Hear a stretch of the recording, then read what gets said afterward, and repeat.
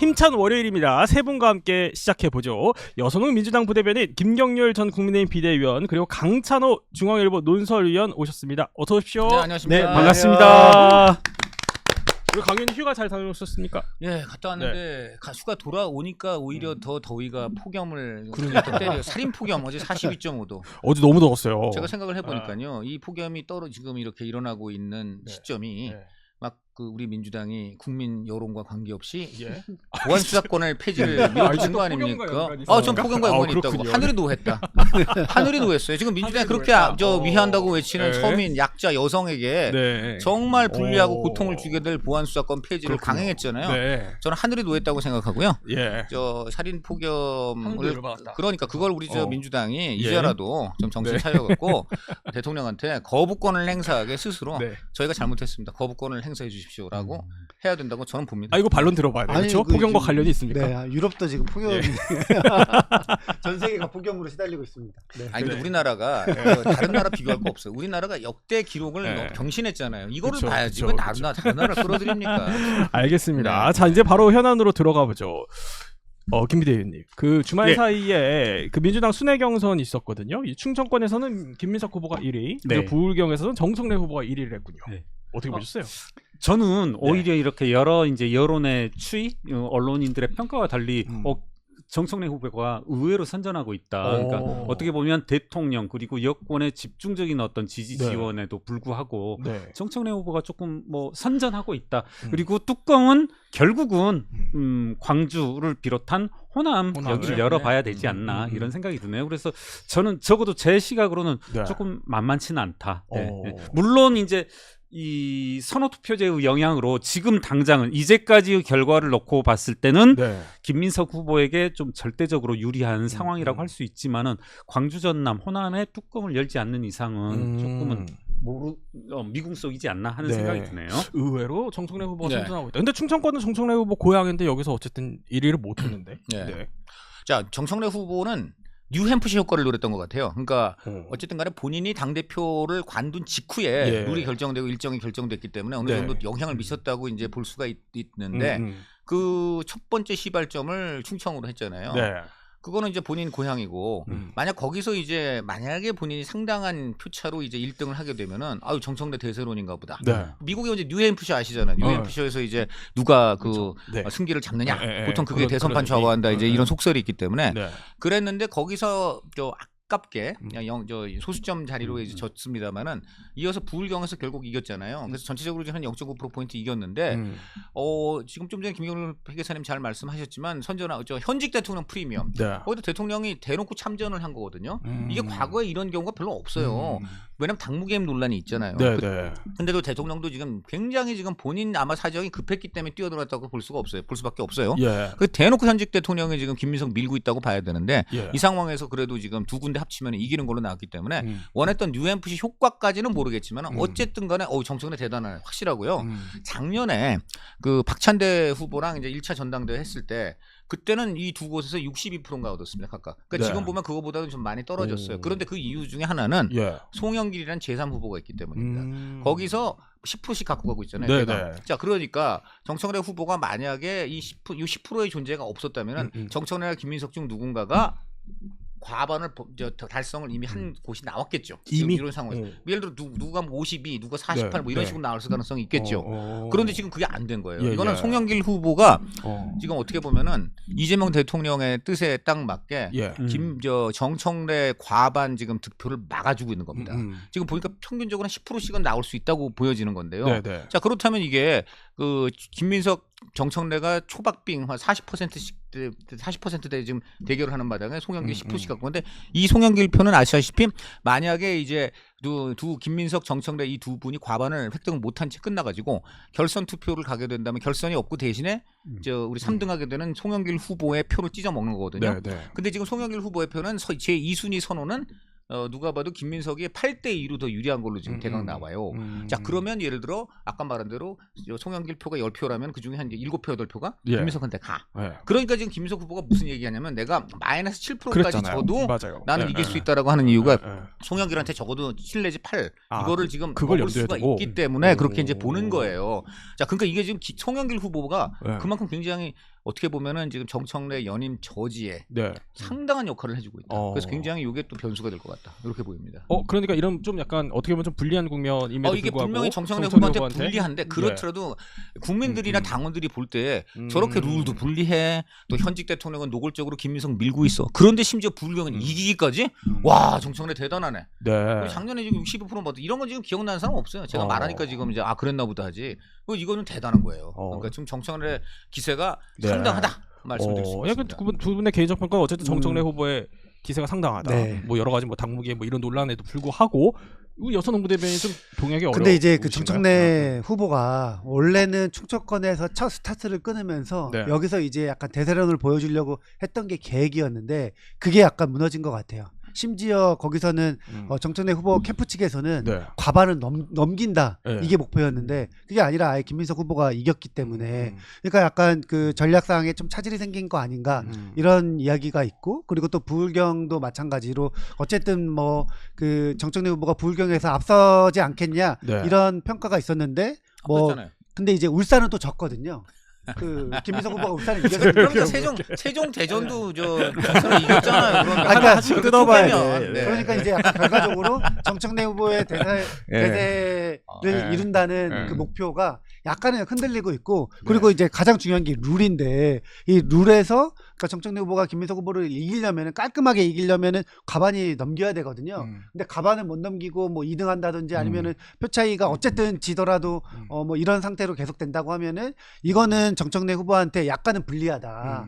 그래서 정청래 후보가 그 연설에 이제 부울경에서 네. 연설에서 신천지를 다시 한번 꺼냅니다. 그러니까 이게 김민석 후보의 약점이라는 생각이 들었기 때문에 네. 본인이 당대표가 되면은 신천지 조사하겠다고 해버려요. 그러니까 뭐 윤리 네. 얘기하면서 그러니까 이제 네. 그 전당대회가 더 뜨거워지고 가열될 수밖에 없는 네. 상황이 몰려 있는 것 같습니다. 엄청난 네거티브가 더 이제 나올 게 예상되고요. 어저께 정말 주목된 게 신천지 다시 꺼내서 윤리 그러니까. 확실하게 네. 이제 내가 당선되면 한마디로 서로 김민석 얘기했어요 윤리. 아마 당원권 예. 정지해서 다음 공천 못 받게 하겠다 같아요. 그 제명 내지 제명까지는 어렵더라도 다음번 공천 못 받게 하겠다야. 이거 무서운 얘기입니다. 저렇게 되면요 친명하고 친청은 더 결집할 수 있고 세상에 친명의 리더를 예. 친명의 지금 리더로 후보 나온 사람을 공천 못 받게 하겠다는 얘기가 그렇게 하겠다. 깔려 있다는 얘기고 둘째 무서운 얘기죠. 무서운 얘기가 네, 뭐냐면 무서운 얘기입니다. 그 얘기하면서 뭐라 그랬어? 조국 혁신당하고 합당 예.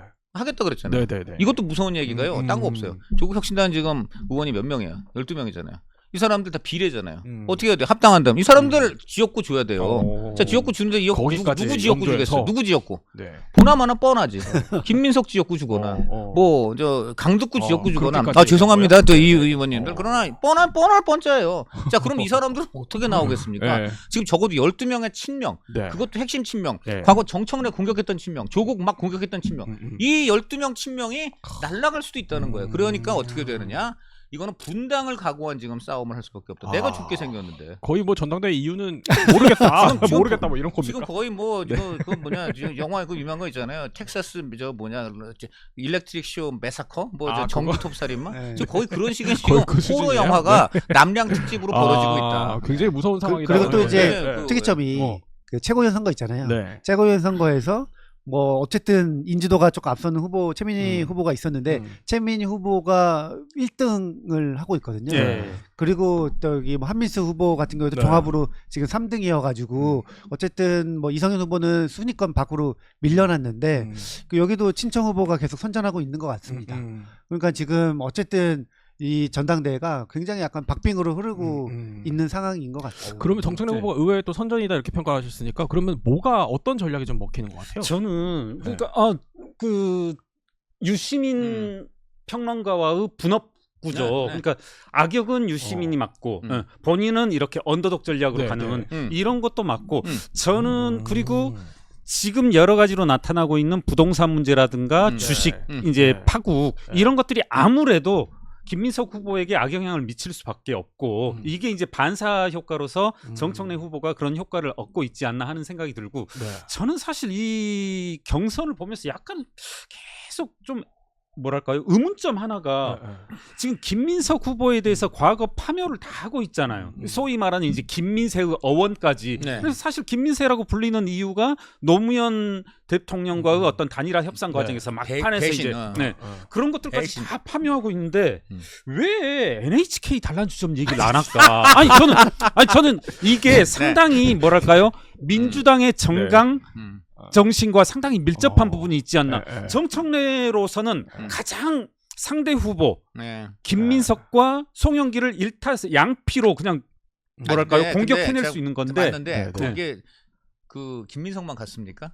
다른 사람들 있잖아요. 네. 그러니까 저는 이게 민주당의 근본 정신과 민주당의 근본 밥그릇과 연관이 된다. 왜냐하면 이 밥그릇은 국민들을 상대로 언제든지 써먹어야 될 우리의 영원한 밥그릇인데 이 밥그릇을 깨뜨려서는 안 된다라는 저는 어떤 민주당의 고귀한 정신.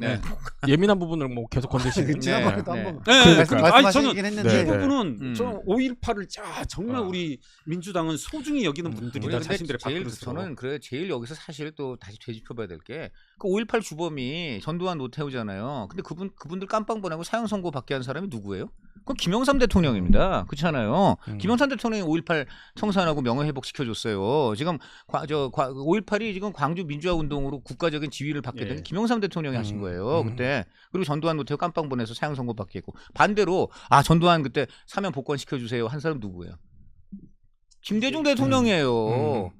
이거 지금 민주당이 싹 숨기고 있어. 사실상 얘기 안 하는데. 너무 오래된 이야기. 오래된 얘기 아니죠. 오래된 얘기가 아닌데 왜 그러면 5.18 아니 그럼 왜 탱크데이가 그런 난리 쳐요? 그러면 5.18 5.18이 오래된 얘기인데. 지금 이번 전당대회에서 어쨌든 지금 막 저는 과거 논란으로 끄집어내 가지고 파묘하는 거 진짜 옳지 않다고 생각을 하거든요. 그러니까 하잖아. 뭐 뻔한 이야기지만 진짜 저는 미래를 위한 이야기를 했으면 좋겠는데 그래서 저는 메가 프로젝트가 되게 중요한데 원전이랑 최근에는 주식 이야기 있잖아요. 그래서 주식 이야기를 막 그러니까 민생과 관련된 이야기가 전당대회에서 이야기 나오고 막 이렇게 막 정책적으로 해야지 국민들도 관심을 갖는데 계속 진짜 20, 30년, 40년 전 이야기 하니까 국민들 관심이 없어요. 근데 이번에 제일 저는 또 눈에 띄는 게 그 조정식 의장이 연임 개헌 얘기했잖아요. 저는 이것도 영향을 미친 것 같아요. 이것도 이게 왜 영향을 미치는? 유시민 씨가 그 얘기 한 거 아니에요? 유시민이 계속 지금 어물전 비린내가 이제 썩은 내까지 갈 것 같다. 안 되는 거 난리. 이거 대통령과 친명 이러면 안 된다. 그 핵심이 뭐 두 가지예요. 공소 취소할 것 같다. 그리고 연임 개헌할 것 같다. 이렇게 하니까 내가 그거 막을 수밖에 없다. 이렇게 된 거예요. 근데 그거는 설이겠지, 소문이겠지, 근거 없는 주장이겠지 했는데 다른 사람도 아니고 입법부 수장 이분이 첫 기자간담회에서 깠잖아요. 그런데 정리가 아니 그게 아니죠. 나 휴가가 아까는 다시 소환하고 전인 일이라고 막 뭐라고 했다가 일주일도 안 된 일이라니. 그리고 그다음에 그게 황급히 조정식 의장이 주워 담았지만 이미 기차는 떠났고요. 국민들에 딱 박혔어. 그래갖고 지금 유시민 씨 좀 힘 받았어요. 봐라 이런 거 다 나오지 않냐. 지난주 휴가 갔다 오신 거 아니에요? 자, 그런데 어디 계셨지? 그러니까 휴가를 가도요. 몸이 휴가를 가는 건 의미가 없습니다. 마음이 휴가를 가야 되는데 마음은 늘 이 유튜브나 TV 화면에 꽂혀 있었다 말씀드리고요. 왜냐면 이렇게 업데이트를 해야 되기 때문에. 그런데 기자 정신. 자, 그런데 제가 좀 충격적인 얘기를 했는데 혹시 여선웅 우리 위원님은 그걸 받았는지 모르겠는데 지금 정청래 후보 쪽에서 그 측근들이 정청래 후보가 시킨 건 아닐 거겠지만 측근들이 이제 이런 그 진보 계열 방송 패널에게 전화를 하거나 해가지고 방송에서 우리 정청래 후보 까던데 까지 말고 좀 밀어주세요. 그래서 왜요? 그랬더니 지금 대통령 측근이 여권 인사들한테 아니 우리 대통령이 또 재판 받아야 된다는 거예요? 재판 받으란 말이에요? 이렇게 지금 분노를 터뜨렸다고 한다. 그럼 저쪽은 그만큼 지금 연임하고 그다음 공소 취소에 정말 진심으로 원한다. 근데 그거 만약에 저 김민석 돼가지고 그거 만약에 실현시키면 우리 총선 대선 민주당 망한다. 자 그러니까 더 이상 정청래 때리지만 말고 좀 밀어줘야 된다. 지금 저쪽이라고 표현해. 저쪽이 누가 이재명 대통령하고 치면 저쪽이 지금 우리 대통령 또 재판받아야 된단 말이에요. 이런 식으로 지금 아예 노골적으로 연임하고 공소 취소 막 지금 밀어붙이려고 한다.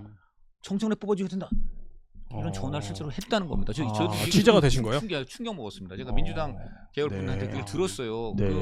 그렇게 그래서 그 패널이 아니 근데 그거는 일방적 주장이시지. 네. 그거 아무리 그래도 연임 개헌한다는 증거가 있어요? 그쵸. 그때 그랬대. 네. 그때 지금 좋은 증거를 딴 사람도 네. 아니고 조정식 의장이. 조정식이 누굽니까? 이재명 대통령 18년직입니다. 네. 18년간 인연을 맺은 찐명 중에 찐명입니다. 네. 그러니까 말씀하셨던 것처럼 지금 뭐 여권 내부에서 그런 얘기가 지금 돌 정도로 어쨌든 뭐 취재되신 바가 그렇다니까. 그러니까 지금 이 연임 개헌이 식지는 않고 있는 것 같아요. 그렇죠? 아니 근데 또 그랬는데 이제 조정식 의장이 전 두 가지로 보는데 하나는 정말 정무 감각이 부족하셔갖고 천기를 우실하시다가 주워 담았다 1번. 2번은 정치 육선에 노련한 정치 감각으로 내가 이 문제를 차라리 조기에 터뜨려가지고 여론 간봐가지고 정리를 하는 게 이후 의장직을 수행하는데 편하겠다. 안 그러면 근데 아니라고 하시잖아요. 정성호처럼 이빨 6개 나갈 것 같다. 아니 근데 저기 헌법적으로 불가능하니까. 그리고 뭐 저희 국민의힘의 야권이 개헌 저지선도 확보하고 있고 이게 국민투표 가면 국민들이 50% 이상이 찬성해야 되는데 이게 국민들이 찬성할 리가 없잖아요. 네. 근데 불가능합니다. 그래서 그러니까 조금만 더 얘기를 해보면 네. 유시민 작가가 그래서 이제 또 주말 사이에 또 등판을 하셔가지고 그렇죠? 뭐라고 했냐면은 최근 비평 저널리즘을 보고 있으면 기분이 좀 처참해지는 것은 사실이다. 나를 온몸에 폭탄 두르고 시장통에 뛰어드는 자폭 테러범처럼 묘사하는 분들도 있다. 그러면서 이제 한 시기에 서로 마음이 맞아서 전우회적으로 맺어졌다고 해서 이게 또 영원히 가야 하는 건 아니다. 그러니까 뭐 사실상 단절이냐. 이건 어떻게 봐야 돼요? 근데 이제 일단은 유시민 작가가 발언이 이제 너무 잦아졌고 지난번에 대통령 한번 직격한 이후로 사실 유시민 작가의 영향력은 많이 줄어든 것 같습니다. 이제는 아예 정청래 후보 전화 받은 것 같아. 아니 정청래 후보가 전당대회에서 사실상 같이 가는 그림이니까 예전에는 뭔가 이 그 진보 진영의 뭔가 어른처럼 막 이야기하는 쉽게 말하면 그냥 아예 그 심판처럼 느껴졌는데 이제는 한 팀처럼 선수처럼 느껴지니까 발언력의 영향력이 줄어들 수밖에 없고 저거는 그냥 다 평가절에 할 수 있죠. 예를 들어서 반대쪽에 있는 사람들은 이거는 정청래 도우려고 하는 거야 이렇게 이야기할 수 있으니까 그 발언에 대해서는 큰 의미는 없는 것 같고 어쨌든 그 유시민 작가는 이제는 갈 길 가겠다 이 선언을 한 것 같아요. 저는 근데 이번에 투표율이 현재까지는 낮잖아요. 전 이거 볼 때는 영향이 지금 중요한 건 국민한테 무슨 영향 가는 거 아무 의미 없어요. 지금 전당대 표 찍는 분들한테만 영향 가면 돼. 근데 유시민 작가는 그 점에서 성공하고 있다. 왜냐면 지금 투표율이 낮잖아요. 그리고 어쨌든 정청래가 지금 결국 2번 한 거 보니까 이겼잖아. 현재까지 이기고 있잖아. 여긴 분명히 지금 영향을 미치고 결집시켰다. 이 투표율이 낮다는 것은 제가 볼 때 전통적인 친문 친노 계통의 당원들은 많이 투표했고 반대적으로 그 뉴 이재명 지금 당원들이 상대적으로 덜 투표했다. 이렇게 볼 수 있어요. 그러니까 주식으로 따지면은 고점을 찍었고 뭐 뜯어봐야 이제 성장률이 둔화되니까 큰 의미가 없는 거예요. 이게 다 반영됐습니다. 이제. 이거 어떻게 보세요? 네, 유시민 작가의 발언. 그러니까 저는 유시민 작가 그러니까 한 번쯤은 접해보고 그리고 이렇게 또 사건 하나를 유심히 봐온 결과 다들 동의할 거예요. 유시민 씨는 요만큼의 일을 요만큼으로 부풀려 말하는 좋게 말하면 뭐랄까요? 이제 저는 이분하고 이제 그 노회찬 의원 장례식장에 처음 받고 그게 뭐 이제 마지막인데 그때 무슨 생각이 야, 이 사람 그러니까 이게 좀 나쁜 의미가 아니라 우리나라 이제 소위 말하는 진보 진영에서 3대구라 하면서 황석영 너 누구 이렇게 얘기하잖아요. 야, 이 사람 정말 그런 사람들 중에 하나 같다. 네, 맞습니다. 이렇게 야, 내가 오늘은 있잖아. 이 3명 다 4명 모인 자리에서 토론했는데 다 오늘 다 죽여버리고 왔어. 이제 제가 말하는 걸로 치면 뭐 이런 식의 말 오늘 크게 그러고 계세요 지금. 그런가요?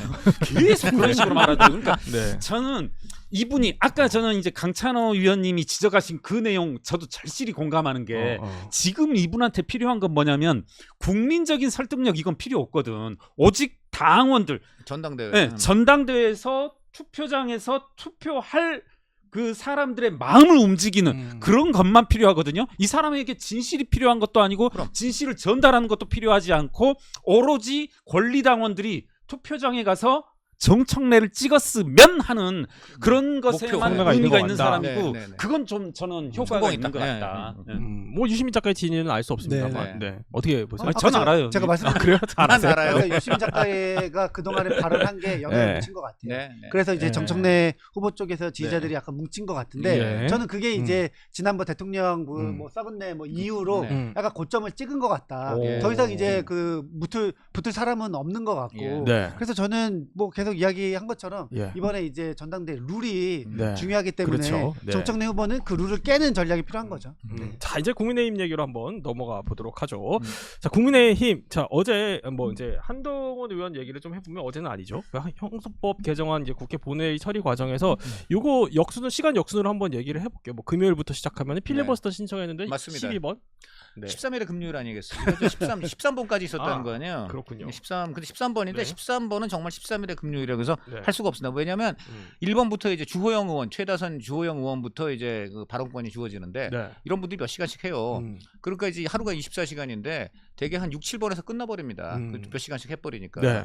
그러니까는 이번에 몇 번에서 끝났어요? 이번에도 7번인가 네. 7번인가 그 정도에서 끝나. 그 심지어는 한동훈 의원이 이제 12번 받았는데 이게 두 군데의 이 협조가 필요해요. 하나는 국민의힘, 네. 그리고 하나는 국회 사무처죠. 근데 국회 사무처는 지금 여러 가지로 볼 때 조정식 의장 밑에 있는 거니까 이 조정식 의장도 민주당 출신이고 누가 봐도 지금 한동훈 의원 부각되는 걸 원치 않는 것 같아요. 그래요? 그런 거죠. 그러니까 결국 근데 이거는 네. 변수는 어쨌든 국민의힘이 그런데 먼저 국민의힘이 근데 만약에 민주당은 필리버스터 안 하니까 국민의힘 의원들만 있는 거니까. 민주당도 거기 어제 발언했던데. 아니 그러니까 이제 그거 뭐 제한 발언하고 이렇게 하는 거니까 어쨌든 국민의힘에서 한동훈을 그러니까 24시간 내에 순번을 줘야 되는데 맞습니다. 맞습니다. 맞는 얘기예요. 맞는 얘기. 그래서 제가 순서만 그냥 1번, 2번 하고 있는데 갑자기 그냥 2번 얘기 안 한다고 나오시는데 당연히 국민의힘도 조직적인 견제와 방해가 있었다고 볼 수밖에 없고요. 네. 그래서 심지어는 한동훈 의원 전 직전이 유영아 의원이에요.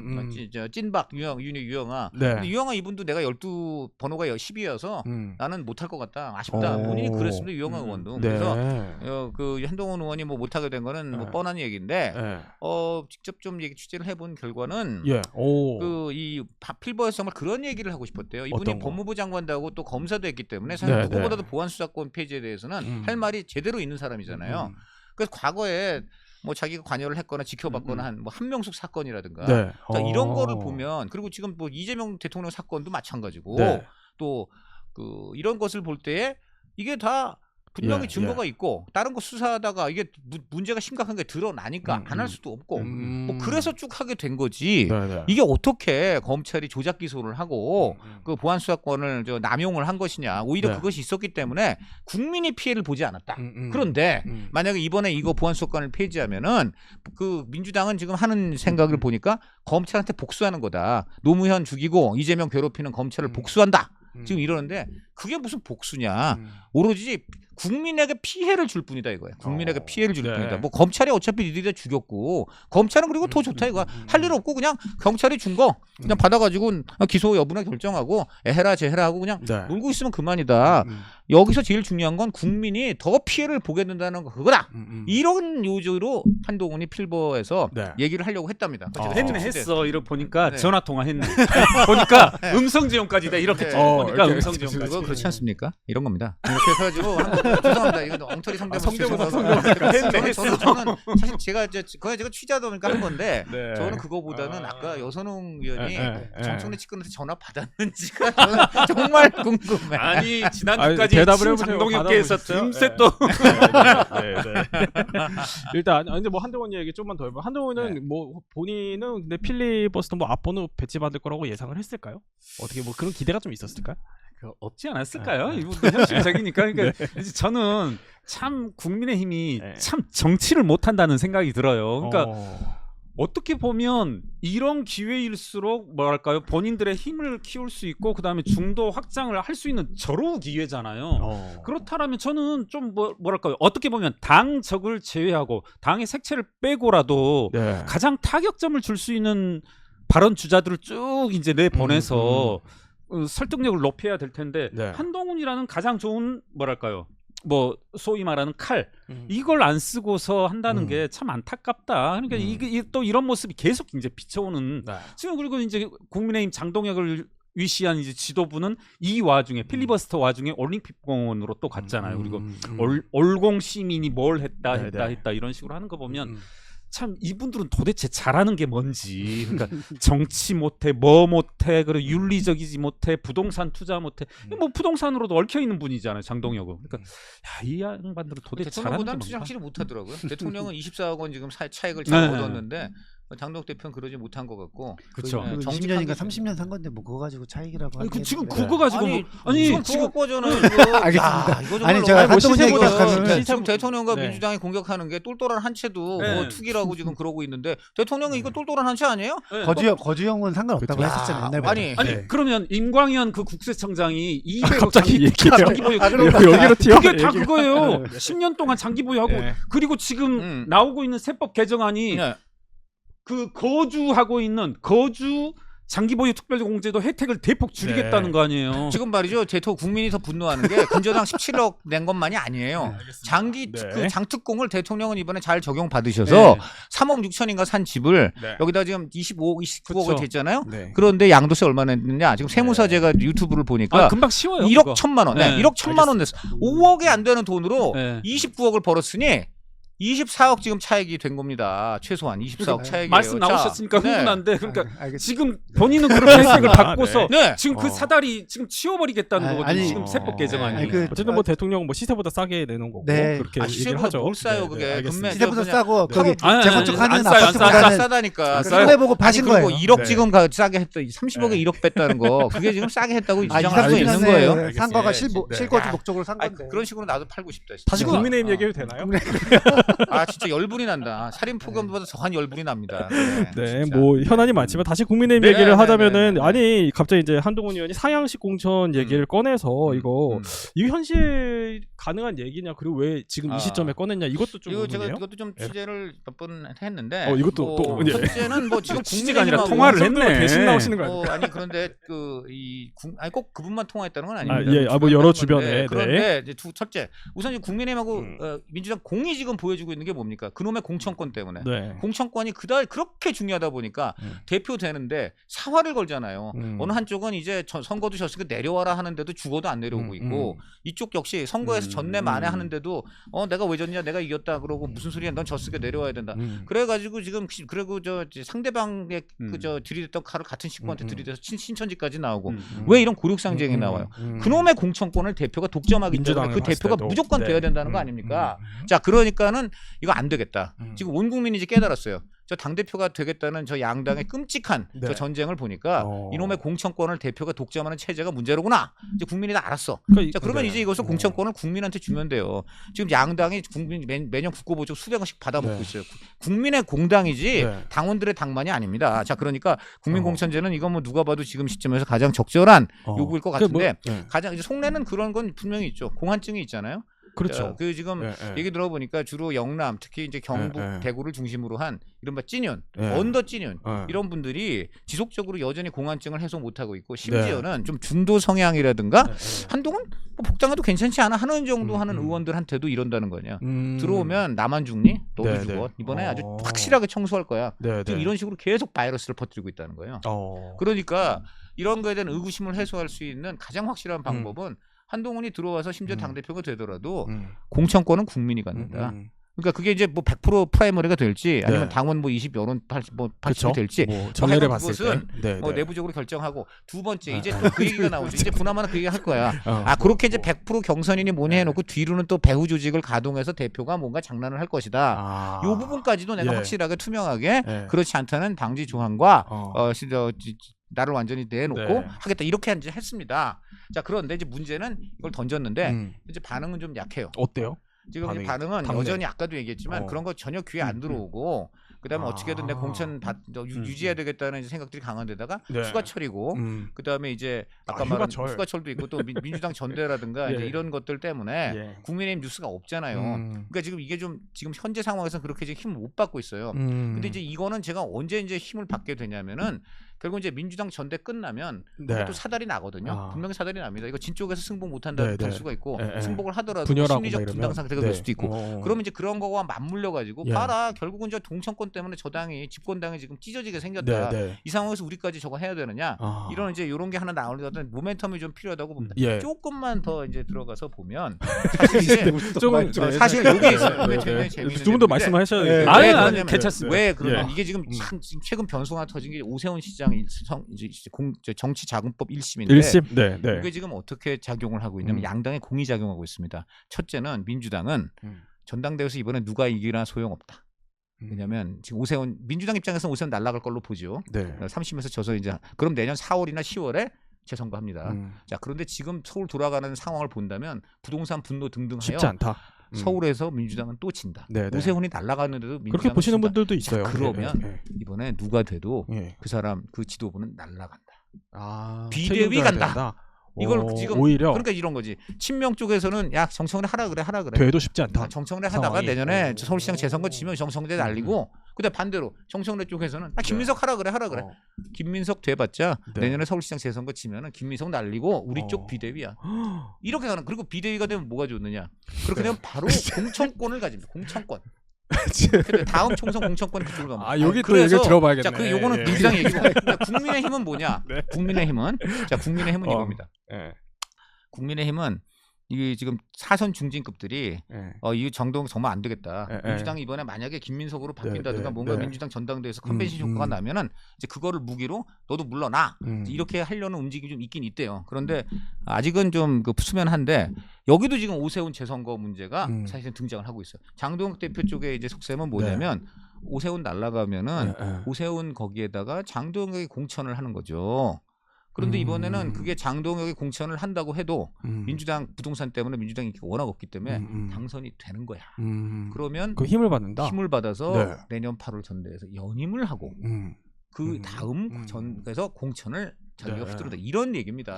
그래서 지금 이게 예. 오세훈 지금 저 시장 현재 상황이 네. 양당의 향후 리더십에까지 지금 이미 변수로 그 뭐 들어와 얼마 있습니다. 안 남았어요. 네. 내년 1월에 이제 대법원 지금 판결이 나올 이게 수 있고 특검은- 이대로 가면. 특검은 633이기 네. 때문에 네. 빠르면 네. 내년 2월 3월에 나옵니다. 그러면 내년 4월 그 이후에 저 재선거 나오죠. 그럼 서울시장 재선거 하잖아요. 네. 내년 상반기에 서울시장 재선거 해요. 그럼 거기서 그 향배에 따라서 네. 어느 한쪽 리더십은 물러날 수밖에 없는 상황이 올 수 있는 역시 거고. 뭐 정치는 생물이군요. 그것이 바로 뭐가 되냐? 네. 바로 총선 공천이 되는 알겠습니다. 거예요. 그때쯤 네. 되면 총선 전국이잖아. 그래서 네. 아니 우선 민주당 쪽. 이 얘기를 들으니까 아니 제일 하이라이트로 남겨둬요. 네. 근데 이제 해보시고, 예. 저는 예. 뭐 강찬호 의원님 말씀에 예. 전반적으로 크게 동의하되 네. 다만 이제 우리나라 정치라는 게 1개월 앞도 모르잖아요. 아 맞아요. 이제, 네. 말씀하신 것 중에 이게 이제 벌써 한 오세훈 5, 시장 6개월 재선거 남았어요. 그리고 네. 이제 장동혁 네. 대표 그리고 이제 정청래 이런 여러 가지 네. 변수들을 지금 이렇게 쫙 그렇죠. 파노라마식으로 네. 보는데 조금 네. 무리가 있지 않나. 무리한 얘기해서 네. 죄송합니다. 아니. 결국 그 무리가 얘기가 있다. 네. 조금 무리가 있다. 네. 저는 일단은 네. 오세훈 네. 시장 재선 그 재보궐 있잖아요. 네. 그 좀 오래 걸릴 것 같아요. 그러니까 뭐 예를 들면 633을 안 지킬 것 같아요. 633도 있고 네. 오세훈 시장이 지난번에 1심 뭐 나오기 전에 이야기했던 게 재판 소원을 하겠다고 그랬거든요. 네, 네. 그래서 꽤 오래 걸려서 총선이랑 같이 치르게 될 경우가 있지 않을까. 네, 그게 네. 모두한테도 좋고 그렇게 음. 말씀드리고 결국 또 하나는 결국 김민석 체제 유지. 또 하나는 한동훈 있잖아요. 한동훈 의원의 그 이번에 뭔가 승부수처럼 던진 거 네. 이게 지난번에 저는 어떤 데자뷰가 아, 있냐면은 이거 상향식 공천? 네, 상해시 공천. 네. 2024년도에 본인이 출마 안 하겠다. 네, 배지 네. 안 단 거 있잖아요. 네, 네. 그게 진짜 약간 정치 초보들이 멋있게 하려고 나는 여기 공천권 다 아. 내려놨어. 너네들끼리 다 네. 해봐. 이렇게 했는데 그게 패착이었잖아요. 어. 자기가 국회의원이 아니었던 네, 네. 게. 근데 이번에도 내가 공천권 아니고 다 나눠줄게. 이거 하는 게 지금 제가 만약에 배지라면은 네, 네.